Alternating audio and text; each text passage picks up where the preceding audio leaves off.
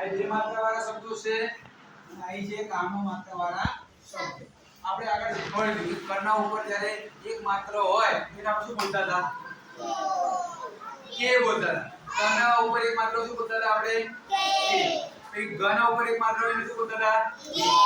એમ આ બે માત્રાવાળા શબ્દો છે. તો પ હોય કે અહીં આમ જો પ છે તો પ ની અંદર ઉપર બે માત્રાઓ શું બોલાય? પૈ બોલાય. શું બોલાય? હાલો આગળ ભમેડાનો બ છે. અહીં ભમેડાનો બ છે. બધા હવામાં લખોડો. ભમેડા બ લખ્યો હવામાં લખોડો. અહીં લખાય હું લખું લખો. શું કહેવાય? ભમેડાનો બ. એના પર બે માત્રા કરતી કેવી રીતે વંચાય? પૈ. અને આ કાનો માત્ર છે. અહીં આપણે આગળ શીખવાડ્યું કે પ હોય આ પ છે. તો અહીં આપણે કાનો લગાવ્યો અને એક માત્ર લગાવ્યો. શું કહેવાય? ઓ કહેવાય. શું કહેવાય? એક માત્રાવાળા બે માત્રાવાળા અને કાનો માત્રાવાળા શબ્દો છે. હું વાંચન કરું છું તમારે વાંચન મારી સાથે કરવાનું છે. પણ કેવું? ધીમું બોલવાનું. જોરથી બોલવાનું નથી. આઈ બેરા વાળો પહેલો શબ્દ છે એક માત્રાવાળો શબ્દ કેવલ. વેલણ. ચેતન. લેશન. જેલમ. રેશમ. બહેન. ખેચર. એબર. જેસલ. મારી ઓગળી જ્યાં ફરે છે શબ્દ ઉપર ત્યાં તમારું ધ્યાન હોવું જોઈએ. પછી શબ્દ મારી સાથે તમારે વાંચવાનું છે. રણકે.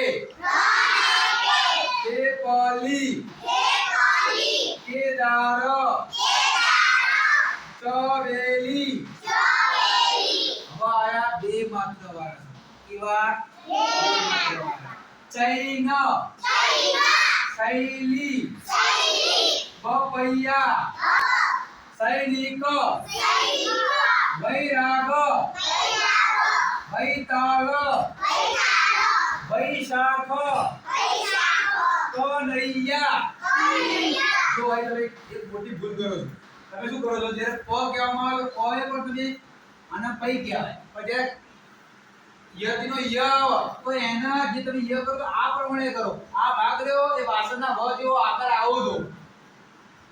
અમુક શું કરે? આ રીતે કરી દે. પણ કે ય નથી તો પ કહેવાય.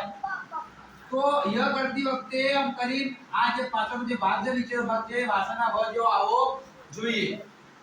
કનૈયા. વૈશાલી. એ કાનો માત્ર. કને કાનો હોય અને ઉપર એક માત્ર હોય. શું કહેવાય? કને કાનો હોય ઉપર એક માત્ર છે. તો કો કહેવાય. અને કાનો છે અને માત્ર છે. કો કહેવાય. ગ છે ગણપતિનો ગ છે અને કાનો છે અને કો. એવા કાનો માત્રવાળા શબ્દ. ચાલો સાચો. કોટલી. કોકિલા. કોમરી. ચોટલો.